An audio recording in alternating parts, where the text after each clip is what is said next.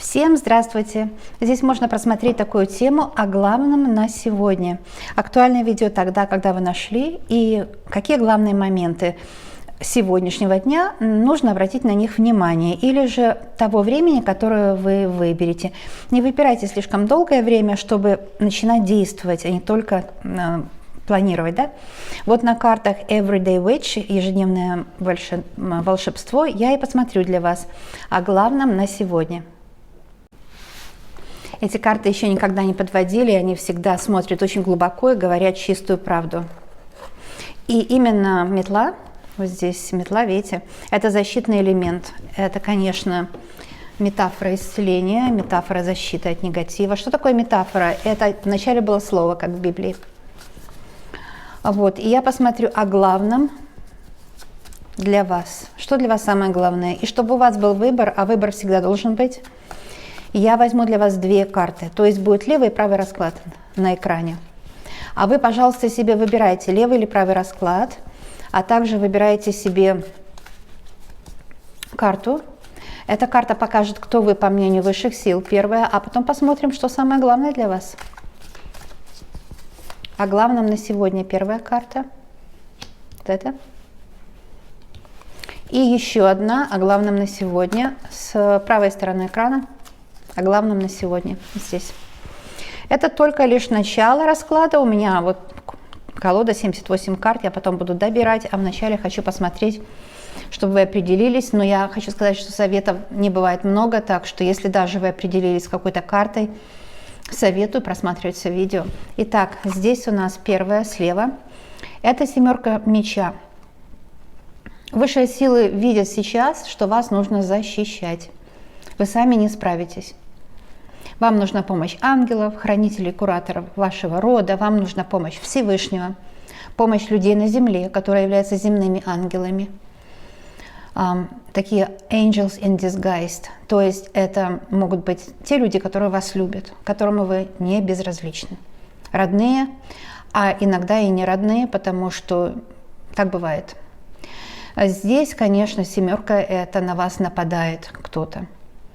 Кто-то хочет, чтобы вы испугались, потому что здесь такой страх, здесь, видите, такая занавесь, ветер, и ночной ветер, он пугает иногда. При ночном ветре все начинает двигаться, и мы думаем, что это какие-то тени ушедших предков. Вполне возможно.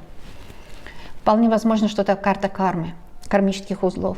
И высшие силы говорят, что вам сейчас нужно, наверное, понять, что кармические узлы только проявляются через нас тогда, когда мы им позволим.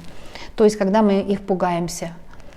Поскольку именно колдовская карта, это говорит о том, что на вас сейчас идут нападки, вам нужна защита, и защита вам будет обязательно дана. Здесь какие-то книги. Вот вы смотрите на книги, но меч держите за лезвие, да?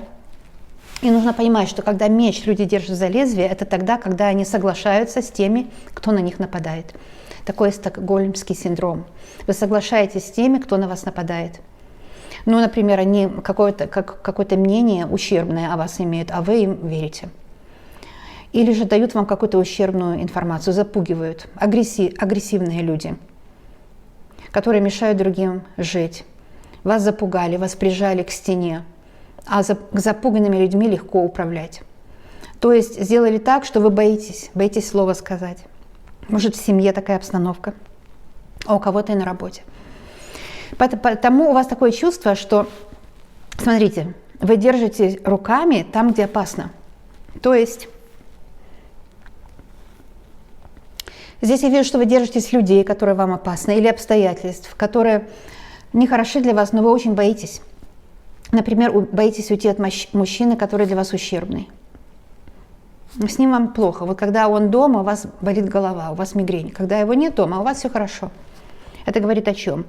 Что этот человек на вас токсично влияет. Или на работе начальник пройдет, у вас кровь в жилах стынет. И вот эта метафора, то, что стынет от страха кровь в жилах, выражается вот в этих мечах. Карта советует вам положиться на помощь людей, которые вас любят, и на помощь высших сил.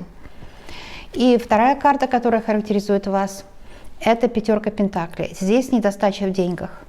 Может быть, вы задумали что-то купить, но вам не хватает средств. Или же, может быть, вы хотите дом, квартиру, расширить свою площадь, потому что тесная очень площадь, трудно жить с домашними на маленькой площади. Вот интересно, что если вы одна живете, на маленькой площади можно жить, потому что ментально, эмоционально мы не чувствуем, что нарушает границы. Но когда с домашними, конечно, лучше, чтобы площадь была расширенная, потому что очень легко нарушить друг друга границы в маленькой площади. И на это у вас не хватает денег в том месте, где вы хотите купить. Да, может быть, есть и дешевле жилье, но вам нужно будет уехать от родных, близких, другую работу искать. Это для вас тоже неприемлемо. Но это я только пример дала. Здесь не обязательно у всех жилье. У некоторых вы идете, вы смотрите с этим фонарем на нелюбимую работу. И вам очень тяжело, вам очень плохо. Потому что вы чувствуете, что там холодно, там все замерзло. Да, пусть вам там обещают, знаете, все козы в золоте. Вам обещают какое-то золото, вам обещают, что дальше будет все хорошо. Знаете, такая отложенная на потом жизнь. И отложенная на потом жизнью страдают все люди. Потому что мы люди, мы понимаем, что чтобы чего-то добиться, нужно долго к нему идти. Да?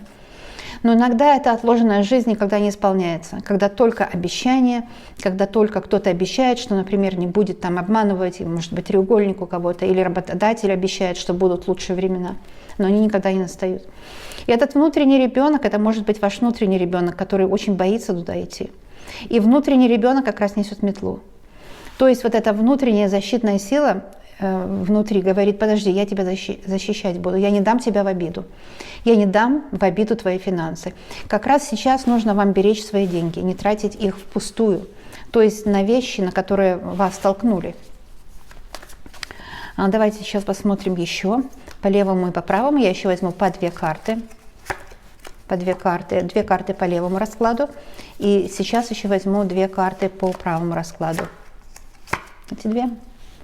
Нужно довериться, потому что не сомневайтесь, карты всегда правду скажут, если вы позволите им вам помочь.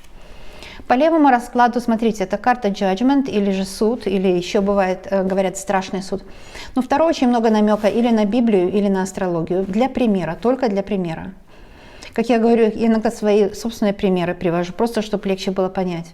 Ни для чего другого, потому что это никакая не нотация, никакая не мораль, никакая не религия, это, конечно, все не то. Даже это не астрология, потому что в астрологии мы имеем совсем другие номерные цифры, чем 21, например, старший аркан Таро. Да? Поэтому я здесь скажу 20-я карта, вот она говорит именно о двойке, о том, что вы в паре с любимым человеком, кто ищет отношения. Или вы в паре с любимой работой, кто ищет свое жизненное предназначение. И я хочу сказать, что здесь музыка в сердце, потому что если вы ищете свое предназначение, то на этом пути встретится и мужчина для счастливой жизни, и счастье встретится, и встретится дорога, золотая дорога. И сами себе вы встретитесь, красивая, приятная сама себе, стройная, такая вот здесь просто заглядение.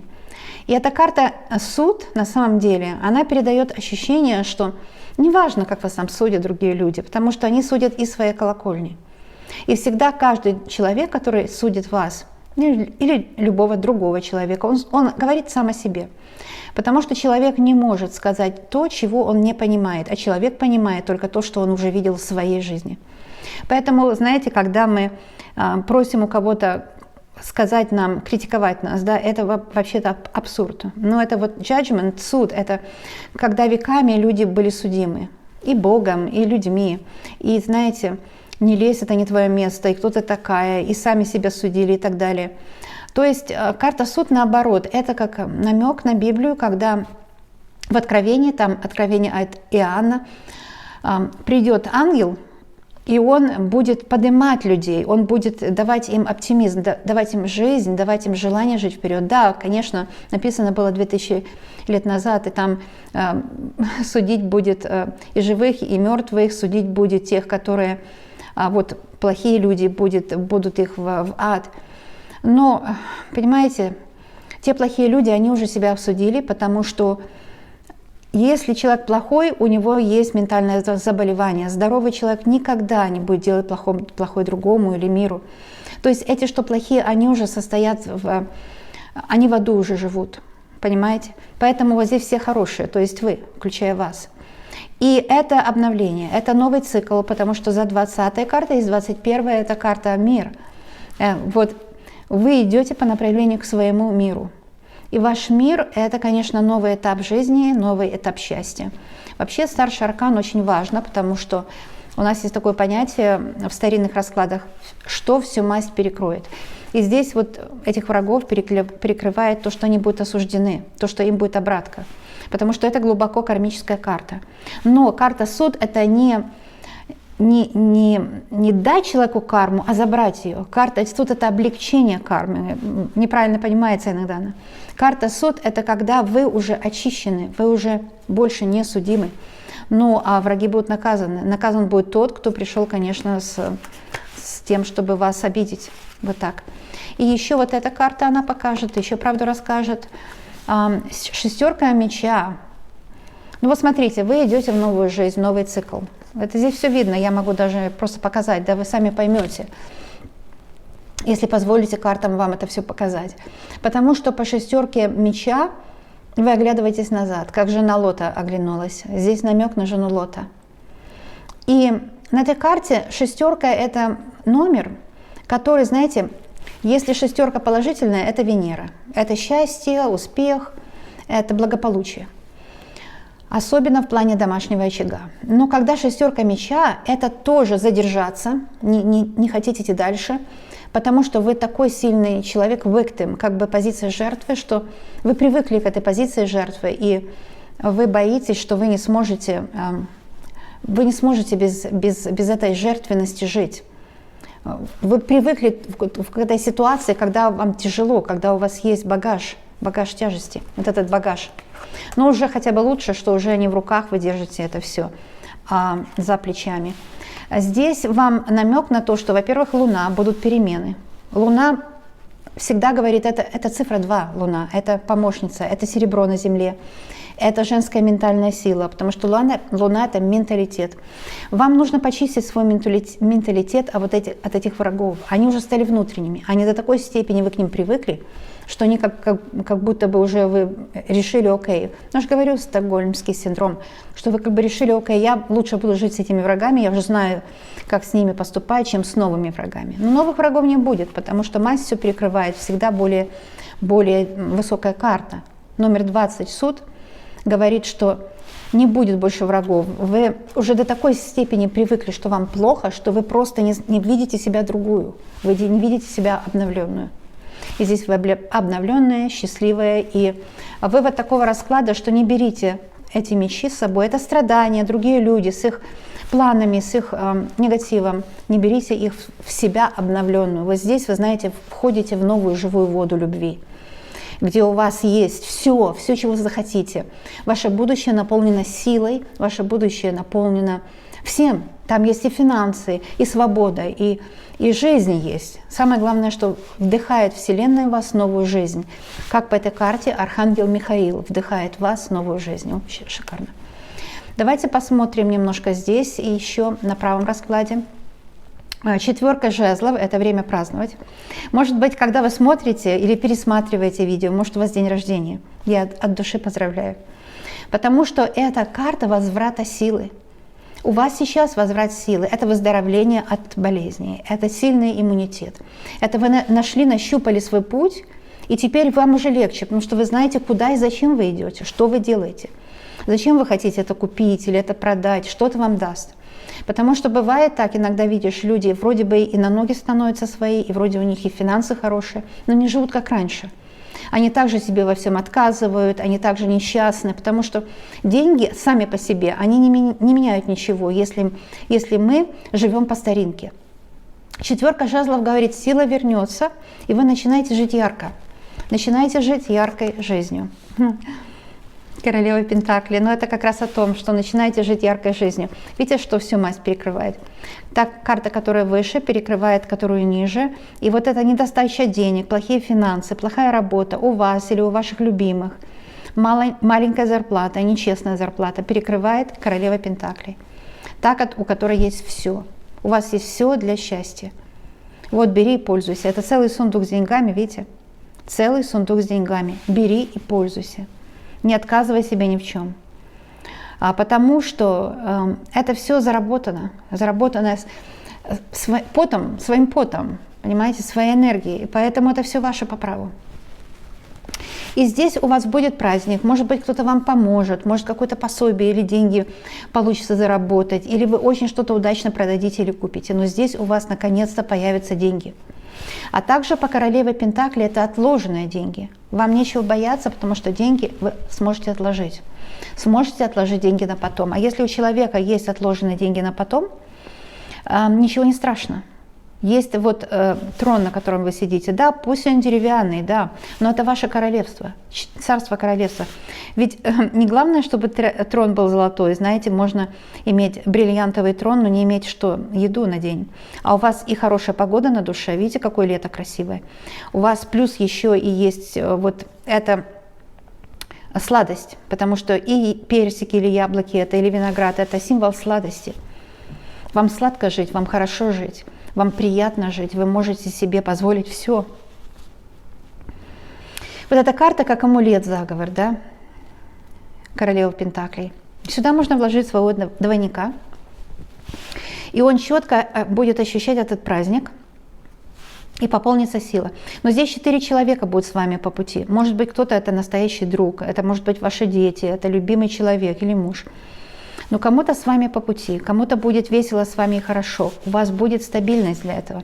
Это не то, что такие друзья, знаете, пришли праздновать с вами, а как только что-то не так, сразу убежали. Нет, это люди, которые, они заслужили быть вместе с вами, потому что они вам помогли в трудную минуту, вас не бросили, не оставили, не помешали вам, хотя бы не помешали, потому что раньше, я теперь соединяю, конечно, оба расклада, раньше были такие, которые вам мешали, которых вы просто боялись, вас запугали. Были, которые вас запугали. И я хочу сказать, что вас больше не запугаешь, потому что вы имеете знания. Вот эти книги превращаются в книги знаний, опыта человеческого. Вообще говорят, что тяжелый опыт, если он правильно переработан, это очень хорошо, потому что человек уже очень умный становится от тяжелого опыта. Но иногда тяжелый опыт очень вредный, когда это такой сильный стресс, что человек не может сбросить с него. И если у вас такой сильный стресс, что он стал как бы вашей второй кожей, видите, вы держите мечи за рукоятки, то вам архангел Михаил в этом случае приходит и говорит, что, смотри, тебе было тяжело заработать эту профессию. Да, была отложенная жизнь, ты даже не знала, сможешь ли ты зарабатывать на этом. Или тебе было тяжело, потому что в этих отношениях было очень тяжело. Или же дети обижали незаслуженно, или на работе. Было тяжело. Всеобщий кризис, плохо. То здесь дается сила, потому что в будущем есть как препятствия, так и возможности. Если видеть только препятствия, возможности все пропустишь. А если видеть только возможности, то все препятствия пропустишь. Я просто читаю канал карты Архангела Михаила, и она так не открылась. И здесь на талисман я бы взяла для вас, если вы позволите мне, на талисман из 2 раскладов я бы взяла эти 2 карты. Во-первых, королева Пентаклей говорит, это не просто деньги у вас, а это ваш опыт жизненный, это умение себя вложить. И человек, который имеет много знаний, это самое лучшее вложение в себя, потому что умный человек, он никогда не будет бедный. Он всегда сумеет распределить финансы, во-первых, это вы. Во-вторых, умный человек всегда сумеет заработать. И это вы. Королева Пентаклей – это стабильность. Не только в деньгах, в финансах, но тоже стабильность материального плана. То есть на земле вы стабильно будете стоять на своих ногах. Если у кого-то там суд был или какие-то непонятки, наследство, не могли переехать, не могли доказать кому-то что-то, здесь будет все по-вашему. Стабильность. И карта суд, конечно, говорит о свободе, потому что, опять же, приведу пример с Библии, это свобода подняться из пепла опять воспрянуть духом, это свобода жить вечно, да? Это свобода, abundance, такое изобилие, которое никогда не заканчивается, это все свобода, потому что суд – это свобода от кармы, от того, что нам мешает, от того, что нам навязали, может быть. Лярвы в сущности бывают родовые, это те предки, которые, может быть, сражались и не добились ничего в жизни, или же их запугали, несчастные предки. Они хотят попробовать еще раз, но они не понимают, что через ваше тело это нельзя пробовать жить опять. И они подселяются нехотя, это не злые, предки. Вообще духи ушедших – это очень слабенькие духи. Но только если вы им позволяете и верите в то, что они теперь начинают вами управлять, как по этим двум картам, тогда эти предки действительно становятся вредными подселенцами, сущностями. И в этом случае можно сказать простой заговор. Простой. Я вас понимаю, потому что это ваши предки. Я вас понимаю, люблю. Ну, карта суд, она об этом, она очищение от негатива. О том, чтобы развязать кармические узлы. Я вас понимаю, я вас люблю, но не мешайте мне жить сейчас. Просто наблюдайте за моей жизнью. Это будет для вас тоже хорошо, потому что вы на более высокий план пойдете у Творца. Вот такой амулет, мои дорогие. Деньги и свобода. Это для вас. Свобода выбирать именно. И деньги, стабильность. Это вот такой прекрасный амулет. Я вас люблю, обожаю, желаю вам счастья. И здесь у нас в раскладе участвовало магическое заговоренное зеркало. Это зеркало из 3 частей, да, поэтому вот эта одна свеча, видите, сколько раз она отражается. Почему? Потому что обычно мы заговариваем такие расклады, чтобы приумножалось все хорошее. Но когда есть что-то плохое, портал времени открывается, и все плохое уходит через портал времени. Чтобы ушло плохое, нужно, чтобы открылся портал времени. Поэтому наши предки всегда пользовались зеркалами для предсказаний. Через зеркала можно было убрать сущностей, а также через зеркала можно было заговорить свою жизнь и так далее. Увидеть счастливое будущее, увидеть больше, троекратные возможности. Вот. Еще скажу, и кто не знает, привет, я Лена, Ванкувер, Канада.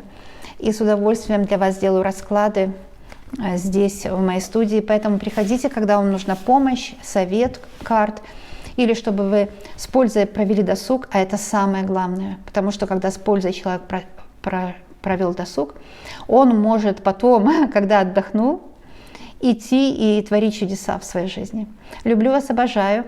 И можно приходить на старые видео и новые. Везде получите для себя помощь. Везде, потому что расклады заговоренные на помощь в любое время.